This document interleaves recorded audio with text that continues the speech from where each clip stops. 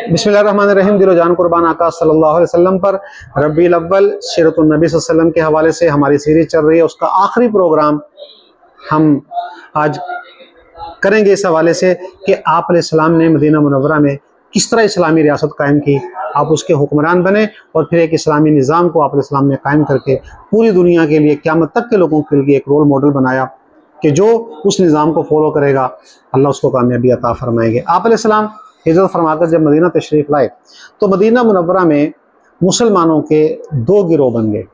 एक तो जो आप अलैहिस्सलाम के साथ मक्का को छोड़कर मदीना आए थे, जिन्हें मुहाजिरीन कहा जाता है, वो गिरोह। दूसरा खुद जो मदीना के अपने बाशिंदे थे, मुसलमान हो चुके थे, जिन्होंने मुसलमानों को वेलकम किया, मक्का के लोगों को, उन्हें मुहाजिर कहा, अंसार कहा जाता है।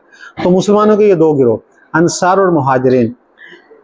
तीसरे नंबर पर गैर मुस्लिम, जिनमें यहूदी शामिल थे, वो मदीना में रहते थे। फिर यहूदियों के भी आगे तीन कबाइल थे। आप अलैहिस्सलाम ने मदीना तशरीफ़ लाने के बाद देखा कि अंसार मदीना का मिजाज और मक्का के जो मुहाजिरीन हैं उनका मिजाज थोड़ा सा फ़र्क है।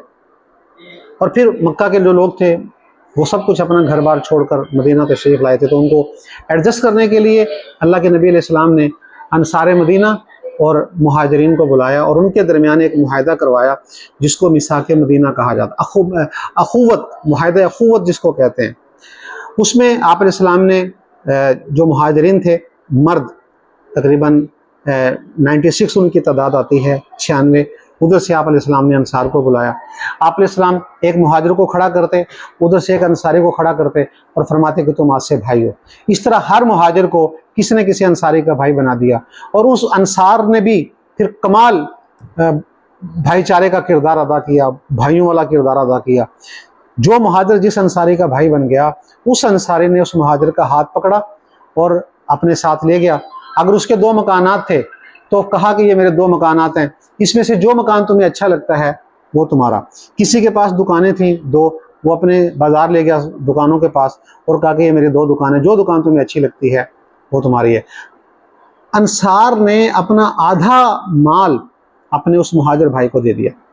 ये दुनिया की एक ऐसी मिसाल है कि तारीख़ आलम को इस तरह का नमूना पेश नहीं कर सकते दोबारा। कमाल भाईचारा आप अलैहिस्सलाम ने कायम फरमाया। फिर दूसरी तरफ यहूद थे। अल्लाह के नबी को एक अंदाज़ा था कि मक्का के मुशरिकीन वो हमें आराम से नहीं बैठने देंगे, वो मदीना पर हमला कर सकते हैं और मदीना का दिफा करने के लिए ज़रूरी है कि हम पहले मदीना को मजबूत और उसको हिफाजती तौर पर स्ट्रॉन्ग करें। तो अंसार और मुहाजिरीन को तो इस तरह भाईचारे के रिश्ते में आपने एडजस्ट कर दिया और भाई भाई बना दिया। अब ज़रूरी था कि यहूद के साथ भी कोई इस तरह का मुआहदा किया जाए ताकि कल को अगर मुशरिकीन मदीना पर हमला करते हैं तो हमें अंदर से मसाइल का सामना ना करना पड़े, बल्कि जितने भी मदीना के बाशिंदे हैं तो वो मिलकर जो मदीना का दिफा करें। आप अलैहिस्सलाम ने हिफ्ज़ मा तक़द्दम के तौर पर यहूदियों के साथ बातचीत की और उनको एक मुआहदे पर राज़ी करने की कोशिश की। बिल आखिर यहूद तैयार हो गए और आप अलैहिस्सलाम ने उनके साथ एक मुआहदा किया जिसको मिसाक मदीना कहा जाता है। इस मुआहदे की मुख्तलिफ शिकें हैं, 50 से ज़ायद उसकी क्लॉजेज़ हैं। उनमें से जो अहम हैं उसमें सबसे अहम तो ये थी कि अगर कोई मदीना पर हमला करेगा तो मुसलमान और यहूदी मिलकर दिफा करेंगे। दूसरा,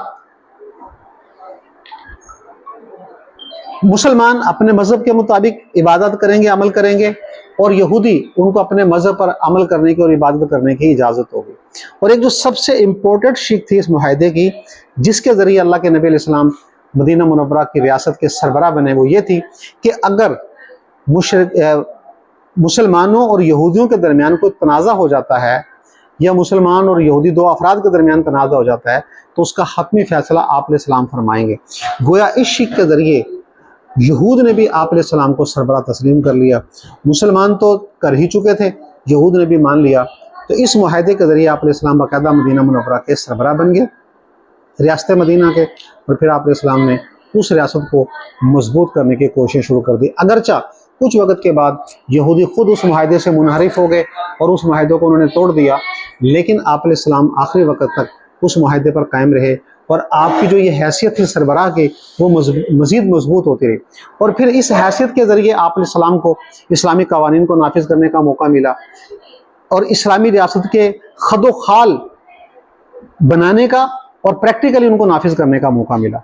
جس سے دنیا کے سامنے ایک نمونہ آیا کہ ایک فلاحی ریاست کیسی ہوتی ہے، کیونکہ آپ علیہ السلام نے ایک اسلامی فلاحی ریاست کی بنیاد رکھی، اور فلاحی ریاست جو شہریوں کے تمام حقوق کی ضامن ہوتی ہے، ان کی ضروریات کو پورا کرنے کی ضامن ہوتی ہے۔ اللہ کے نبی علیہ السلام نے ان اصولوں کو ریاست مدینہ کے اندر قائم فرمایا، اور تمام شہری چاہے وہ مسلمان تھے غیر مسلم تھے، ان کو وہ حقوق دینے کے لیے آپ علیہ السلام نے یہ کام کیا، اور باقاعدہ اس کے پرنسپلز قائم کیے، اور وہ ایسے ضابطے آپ علیہ السلام نے قائم فرمائے۔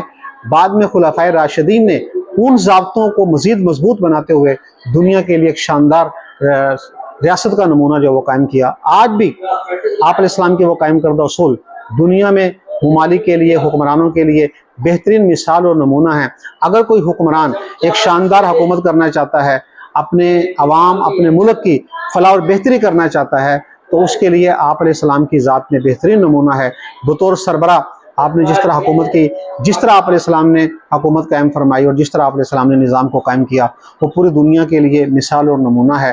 آپ علیہ السلام اپنے مشن کو مکمل کر چکے تھے، پھر آخر میں آپ علیہ السلام نے حج ادا فرمایا، اور اس میں خطبہ حجۃ الوداع ارشاد فرمایا، جس میں پوری زندگی کے اہم اصول اور ضابطے لوگوں کے سامنے رکھے، اور پھر اس کے چند ماہ کے بعد آپ علیہ السلام کا وصال ہو گیا، اور اللہ سے ملاقات کے لیے آپ علیہ السلام تشریف لے گئے۔